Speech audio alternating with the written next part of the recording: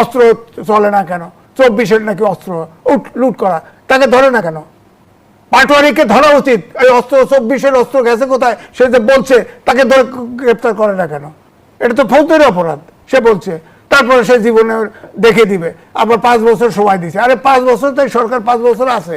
আমি আবারও বলছি, 71 আমরা ভূখণ্ড পেয়েছি, এটা কোনো দলের নয়। দল যদি কি আইনেও থাকে, এটা রাষ্ট্রের জন্য অর্জন করছে। তো রাষ্ট্রের জন্য যখন আপনি অর্জন করছেন, তখন আপনি থাকলেও রাষ্ট্রের, না থাকলেও রাষ্ট্র। এখন এই মুক্তিযুদ্ধে 71-এ রাজা কিভাবে বললো বাংলাদেশে ভূখণ্ড পেয়েছে, এটা তো স্বীকার করে না জামাত। মনে করে এটা ভারতের একটা অঙ্গর এক্সটেনশন হয়েছে। আর 71 হলে প্রজন্ম হলো নিকৃষ্ট প্রজন্ম।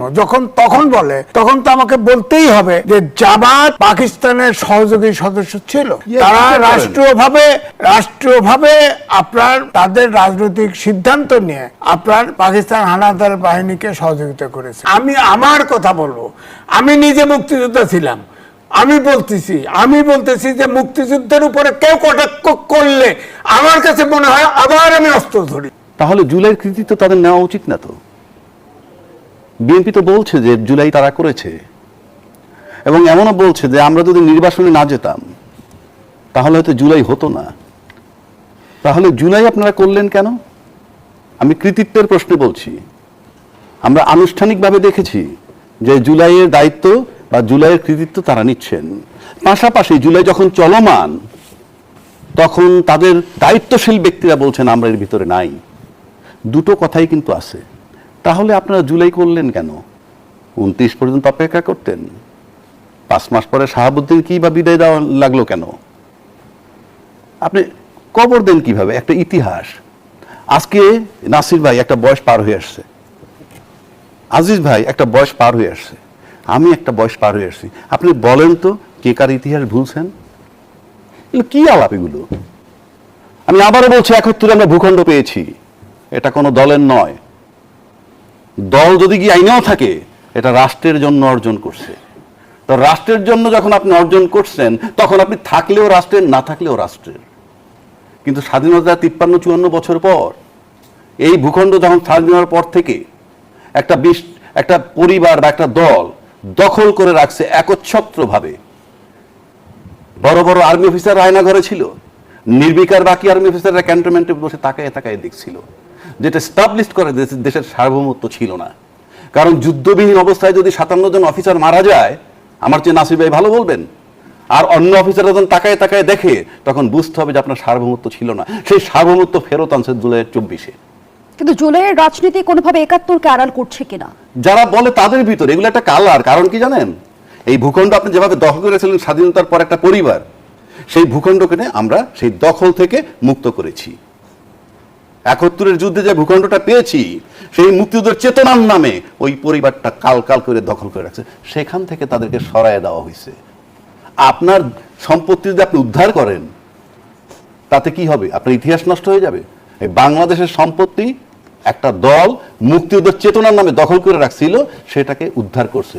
এখন কেউ যদি বলে আড়াল হয়, আমার কাছে মনে হয় না ইট মেক্স এনি সেন্স, কোনো সেন্স তৈরি করে না। তাহলে জুলাইয়ের কৃতিত্ব আপনাদের নেওয়াই দরকার না। জুলাইয়ের ফসল কারা নিলেন? আজকে তারা বলতেছেন যে ঢাকা পড়ে যাবে। এখন এই জন্য কি আপনি এনসিপির উপরে নির্যাতন? এনসিপি ধ্বংস করে দিলেন, ছাত্র সমাজ ধ্বংস করে দিলেন, তাইলে কি হবে? কারা ধ্বংস করছে? না, আমি মনে করি ধ্বংস করে দিলাম আমরা সবাই মিলে, তাহলে কি হবে? 24-এর ইতিহাস থাকবে না। আরে 24 ইতিহাস না থাকলে তো আপনার তো নির্বাচনটাই হয় না। 24 তো শুধু এনসিপি কেন্দ্রিক। আমি তা বলছি না। আজকে তো মাঠে রাজনীতিতে যখন এনসিপি যায়, তাদেরকে তো পিটানো হয়। আমি একটা কথা বলি আপনাকে, সিম্পল। জুলাইয়ের কৃতিত্ব যদি এনসিপি কে দেয়, কারণ রাজনৈতিক দল যদি আপনি আনেন, তখন তারা ছিল ছাত্র জনতা বা ছাত্র আপামর জনতার সাথে একটা কেউ তো নেতৃত্ব দিতে হয়। আজকেও যেমন বাংলাদেশকে বিএনপি নেতৃত্ব দিচ্ছে, নেতৃত্ব ছাড়া তো কিছু চলে না। কিন্তু অ্যাডভোকেট আবু রাজা, কি জুলাইয়ের কৃতিত্ব আর জুলাইকে কেন্দ্র করে রাজনীতি, এর মধ্যে নিশ্চয়ই পার্থক্য আছে? তো জুলাইকে কেন্দ্র করে রাজনীতি মানে বুঝলাম না। আপনি এখনো 71-কে কেন্দ্র করে যদি রাজনীতি করতে পারেন, আপনি এখনো 71-এর চেতনা নিয়ে বসে আছেন, এটা তো অপরাধ না। আপনি চেতনা লালন করবেন, ওটাই দোষ নাই। তো আমি নগদটা ভুলবো কেমনে? নগদটা তো এই জেনারেশনের কাছে ইতিহাস। 15 বছরে আওয়ামী লীগের 15 বছরে যে 4 কোটি ভোটার তৈরি হয়েছে, তাদের কাছে শুধু ইতিহাস 2024। আপনাদেরকে 71-এ কিভাবে নিবেন, আবার আপনি 54-তে কিভাবে নিবেন, 69-এ কিভাবে নিবেন? এটা তামাশা নাকি? হিস্ট্রি যে লোক বাংলাদেশকে আদৌ বিশ্বাস করে না, তাকেও যদি আপনি লিখতে দেন এখন যে বাংলাদেশের ইতিহাসটা তুমি লেখো, বাংলাদেশ কিভাবে আসলো, তার সাধ্য আছে 71-কে বাদ দেওয়ার? বিষয়টা আওয়ামী লীগ চলে যাওয়ার পর 2024-এর পর বারবার এই কথাটা আসতেছে কেন? ডাজ ইট মিন যে আওয়ামী লীগ চলে গেলে দেশের মুক্তিযুদ্ধ চলে গেল, আওয়ামী লীগ চলে গেলে দেশের 71 চলে গেল? কারণটা কি? আপনি এই কথা এখন আনেন কেন? আপনার লাইফের চেঞ্জ আপনি দেখেন না, আপনার লাইফের চেঞ্জ দেখেন না। আপনার জীবনে কতবার জুতা মানে পরিবর্তন করছেন, কত কিছু পরিবর্তন করছেন। আপনার বাবার নাম ভুলে গেছেন, আপনার মায়ের নাম ভুলছেন, চেঞ্জ হয়েছে। এগুলো হলো কথার কথা। আপনি কি রাজনীতি করতেছেন? আপনি 3টা দল এখন পার্লামেন্টে আছে, 3টা দল প্রথম অধিবেশনে আলোপ করলো কি গুপ্ত সুপ্ত স্বাধীনতার পক্ষ শক্তি বিপক্ষ শক্তি। পৃথিবীর কোন দেশে এই আলোচনাটা হয়? স্বাধীনতার বিপক্ষ শক্তি তো রয়েছে, এটা তো আমাদের বাস্তবতা। কে স্বাধীনতার বিপক্ষ শক্তি? কে সেটা কি আমরা অস্বীকার করতে পারবো? স্বাধীনতার বিপক্ষ শক্তি এটা কে? মানে আপনাদের মত না মিললেই আপনি বিচার করছেন না স্বাধীনতার বিপক্ষের শক্তির? যদি বিচার ইনকমপ্লিট করে থাকে, বিচার কি ইনকমপ্লিট হয় নাকি? ক্রিমিনাল অফেন্সের বিচার 2বার 5বার হয়। আপনি যে সেই বিচার করলেন তখন কি ইনকমপ্লিট ছিল? আপনি বলেন না ক্রিমিনাল অফেন্স এটা কি কয়বার করে? এখনো যদি আপনি মনে করেন যে মুক্তিযুদ্ধ বিরোধী লোক আছে, স্বাধীনতা বিরোধী লোক আছে, আপনি কেন অভিযোগ তৈরি করেন না? আপনার সমস্যাটা কোথায়? রাষ্ট্র বসে আছে কেন? আপনি যদি স্বাধীনতার বিপক্ষ শক্তি বলতেছেন, আপনি বিচার করতেছেন না কেন? বরং টক শোতে সে বহু জাতের লোক বলে কি স্বাধীনতার বিপক্ষ শক্তি এসে ক্ষমা চায় জাতির কাছে। সবার বিচার কি নিশ্চিত করা সম্ভব হয়েছে? আমার কথাটা আপনি শেষ করতে দেন। এখনো টক শোতে এসে কি বলে আপনারা জাতির কাছে ক্ষমা চান? এটা কি তামাশা নাকি? আপনি এত লোক হত্যা করছেন, এত মা-বোনের ইজ্জত নিছেন, আপনি কে যে অথরিটি দিয়ে দেন এসে যে আপনারা ক্ষমা চান, জাতির কাছে ক্ষমা করে কেন? কারণটা কি? আপনি বিচার করবেন, বলে না টক শোতে এসে তাদেরকে মাপ চাইতে হবে, মাপ চাইলে মাপ। আপনি 2 লক্ষ মা-বোনের ধর্ষণ হয়েছে, 30 লক্ষ শহীদ হয়েছে, কেন বাংলাদেশ বিচার করতে পারে না? 53 বছর যাবত, আজকে 55 বছর যাবত একদল 15 বছর স্বাধীনতার পক্ষের শক্তি হিসাবে এটাকে ক্যাশ করে বিদায় নিছে। আজকে যারা ক্ষমতা আছে তারাও স্বাধীনতার পক্ষের শক্তি। আপনার 2 দফায় রাফলি 15 5 20 আর 10 30 বছর ক্ষমতায় ছিলেন, আপনারা বিচার করতে পারেন নাই।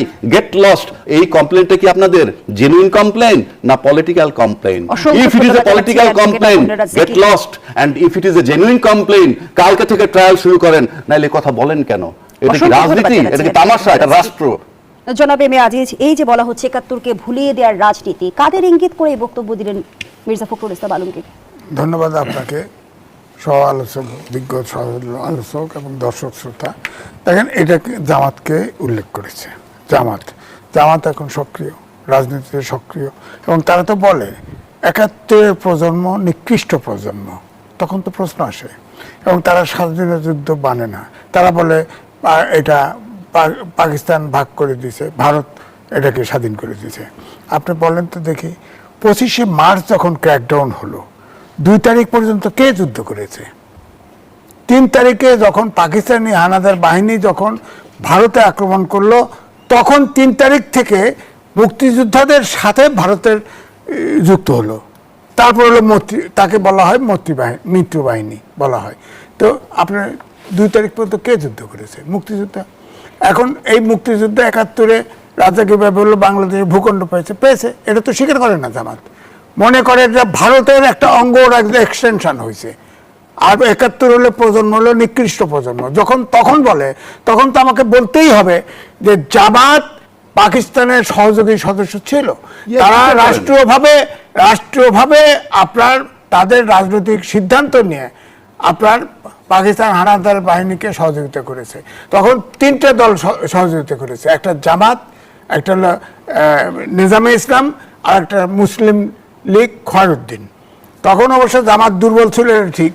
তখন তো ওই প্রাদেশিক সরকারে জামাতের মন্ত্রীও ছিল। তারা সিদ্ধান্ত নিয়ে যেটা বলেছে যে পাকিস্তান 71, আমি বলি আর কি, 71 যে দেখে নাই, যার বাপ দেখে নাই, যার দাদা দেখে নাই, তার নির্মমতা বুঝবে না, বুঝবে না। আমার কথা হচ্ছে, সেদিন প্রশ্ন করে যে ওসমানী কেন ছিল না? আরে ওসমানী নিজে বলছে যে ওখানে যদি ভারতের সেনাপ্রধান থাকতো আমি থাকতাম। ওখানে তো আসছে মিত্র বাহিনীর ফোর্স আসছে, এই জন্য সে আসে নাই, সে স্টেটমেন্ট আছে। সেখানে তো আমাদের উপসেনাপতি মুক্তিযুদ্ধের ছিল, এয়ার ভাইস মার্শাল, কি নাম ভুলে গেছি, এয়ার ভাইস মার্শাল ছিলেন, খন্দকার ছিলেন। তো সেখানে তো বলা হয়েছে যে সারেন্ডারিং ডকুমেন্ট, যে ডকুমেন্ট আমার কাছে আছে, অরিজিনাল ডকুমেন্ট আমার কাছে আছে, অক্সিলারি ফোর্স সহ পাকিস্তানি হানাদার বাহিনী সারেন্ডার করেছে। অক্সিলারি ফোর্স মানে আমরা বলি রাজাকার, রাজাকার তো অক্সিলারি ফোর্স না, রাজাকার গরিব দুঃখী মানুষ বেতনভুক্ত কর্মচারী ছিল। অক্সিলারি ফোর্স হলো হানাদার আল